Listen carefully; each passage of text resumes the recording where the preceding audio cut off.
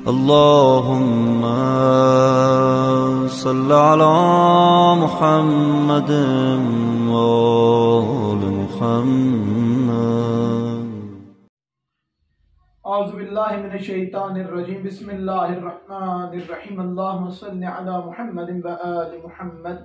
मेरे तमाम सुनने और देखने वाले मोमिनीन और मोमिनात को मेरी तरफ से मेरे चैनल नातिक़े कुरान की जानिब से अस्सलामु अलैकुम। तमाम मोमिनीन को मेरी तरफ से मेरे चैनल नातिक़े कुरान की जानिब से माह शअबान मुअज़्ज़म की बहुत बहुत मुबारकबाद। और उससे बढ़कर भी यकम शअबान जनाब सैयदा ज़ैनब सलामुल्लाह अलैहा की आमद तमाम मोमिनीन को बहुत बहुत मुबारक। और तमाम मोमिनीन की जानिब से और मेरे चैनल नातिक़े कुरान की जानिब से हम हदिये तबरीक पेश करते हैं अपने मौला व आका इमाम ज़माना अजल्लल्लाहु ताला फर्ज शरीफ की बारगाह में। मौला हमारी इस तबरीक को अपनी बारगाह में कबूल मंजूर फरमाएं। माह शअबान ये दूसरा स्टेप है रमज़ान के अंदर दाखिल होने का, अपने आप को तैयार करने का, अपने आप को आमादा करने का। माह शअबान की फजीलत और अजमत के लिए फ़कत यही हदीस पाक काफ़ी है कि जनाब सरवर कायनात हज़रत मोहम्मद मुस्तफ़ा सल्लल्लाहु अलैहि वसल्लम का इरशाद गिरामी है कि माह शअबान मुझ मोहम्मद सल्लल्लाहु अलैहि वसल्लम का महीना है। आपने फरमाया कि ये मेरा महीना है। जो जनाब सरवर कायनात अपने से मंसूब कर लें, वो कोई जगह हो तो उसकी फजीलत बयान से बाहर है।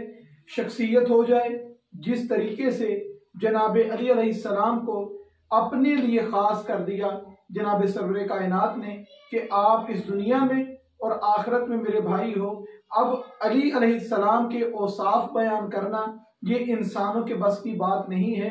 यहाँ तक कि जनाब सरवर कायनात हज़रत मोहम्मद मुस्तफ़ा सल्लल्लाहु अलैहि वसल्लम का इरशाद गिरामी है कि अगर तमाम समंदर स्याही बन जाएं, तमाम दरख्त जो हैं उनसे कलमें बना ली जाए और तमाम मलाइका जिन्नो इंस लिखना शुरू कर दें तो कलम खत्म हो सकते हैं, स्याही खत्म हो सकती है, लिख लिख के मखलूक के खुदा थक सकती है, लेकिन फ़ज़ाइल अली अलैहिस्सलाम मुकम्मल नहीं हो सकते।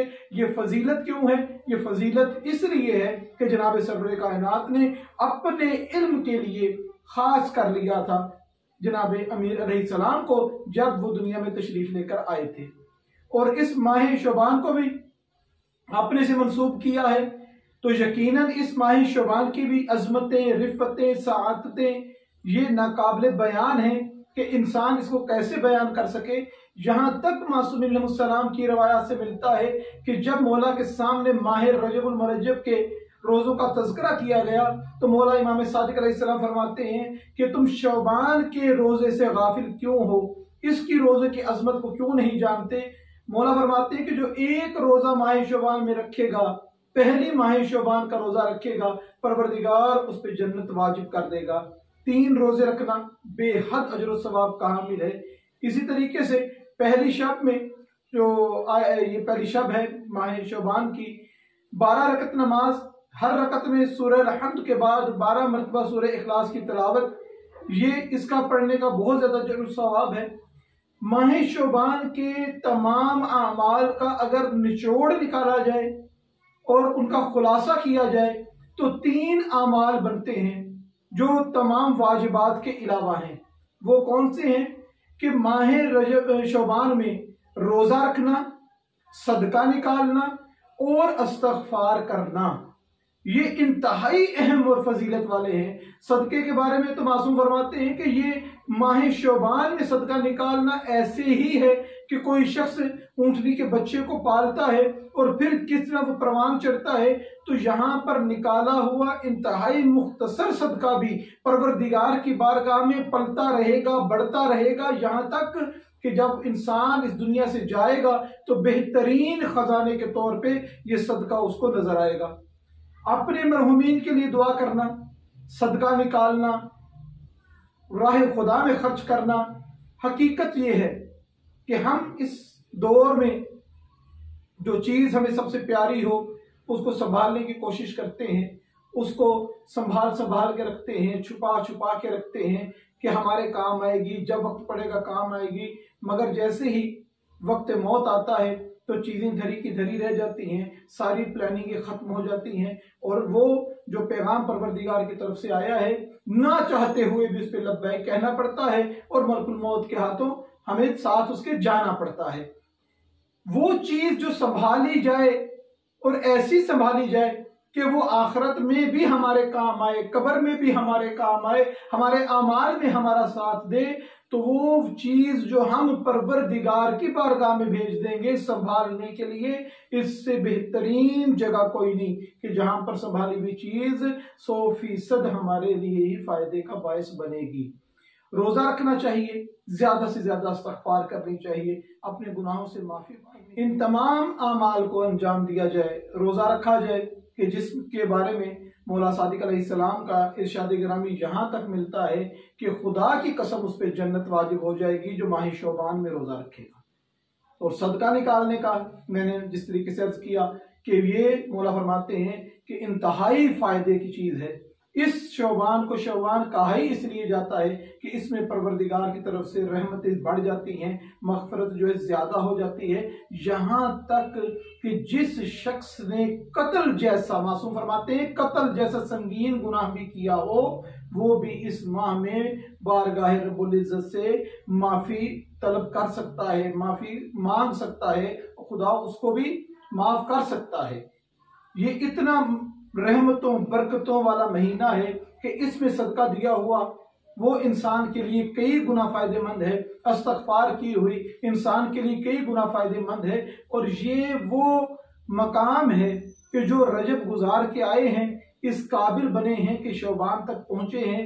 अब शौबान में उस कमाल को हासिल करना है कि बेहतरीन तरीके से रमजान मुबारक में हम दाखिल हो सकें। यकम शवानुल मुअज़्ज़म है, आज की शब जनाब सैयदा ज़ैनब सलामुल्लाह अलैहा से आज की शब और कल का दिन मंसूब है, उनकी आमद का दिन है। जनाब ज़ैनब सलामुल्लाह अलैहा के बारे में उनकी शान और उनकी इज्जत और उनकी अजमत की क्या बात की जाए कि जिसने आज तक हजरत इमाम हुसैन अलैहिस्सलाम को जिस जात ने जिंदा रखा है, जिक्र जिसका जिंदा रखा है, वो जात एक इमाम अली ज़ैनुल आबिदीन अलैहिस्सलाम और दूसरी जात जनाब सैयदा ज़ैनब सलामुल्लाह अलैहा की। जनाब सरवर कायनात से लोग पूछते रहते थे, असहाब पूछते रहते थे कि या रसूल अल्लाह आपसे इतना जिक्र सुनते हैं जनाब खतीजतुल कुबरा का, इतनी गुफ्तगू सुनते हैं आपसे जनाब खतीजतुल कुबरा की, उनके फजाइल व मनाकिब, उनके एहसानात आप इतने याद करते हैं, जब भी उनका जिक्र हो आपके चेहरे पे मुस्कुराहट आ जाती है। 1 साल तक आपने उनका गम मनाया, उनसे दुनिया से रुखसत होने के बाद मौला हम नहीं पा सके जनाब खतीजतुल कुबरा को, तो अब बताएं कि हम क्या अमल अंजाम दें।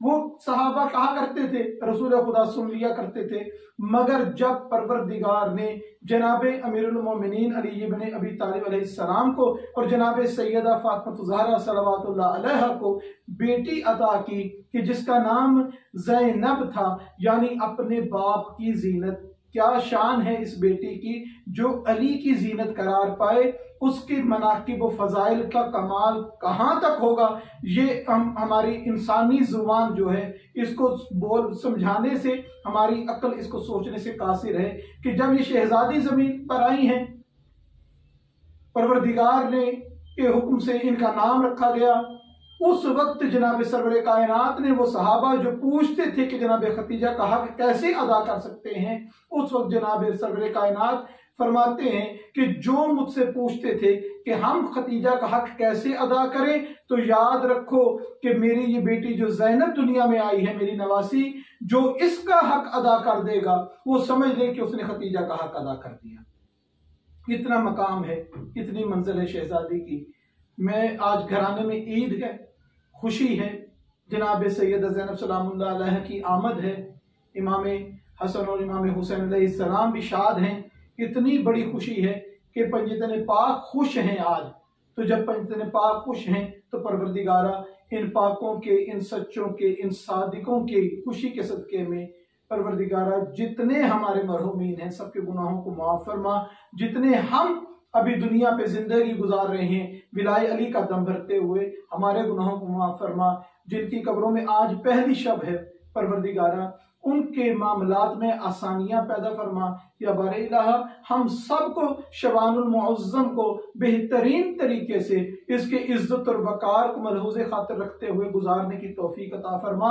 और इस महीने में जो पाक विलादतें हुई हैं परवरदिगारा, इन सब की इज्जत और इकराम के साथ इनके अय्याम को मनाने और इन तमाम मासूम अलैहिस्सलाम और तमाम जो इज्जत वाली, रहमतों वाली, बरकतों वाली जो आमदें इस माह शोबान में हुई हैं, अल मुख्तसर जो पूरी करबला तैयार की है माह शोबान में, परवरदिगार ने हमें इन करबला वालों की सीरत पर अमल करने की तौफीक अता फरमा।